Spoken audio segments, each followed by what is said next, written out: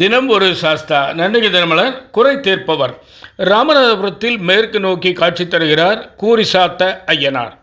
ராமநாதபுரத்தை ஆட்சி செய்தவர்கள் சேதுபதி மன்னர்கள்.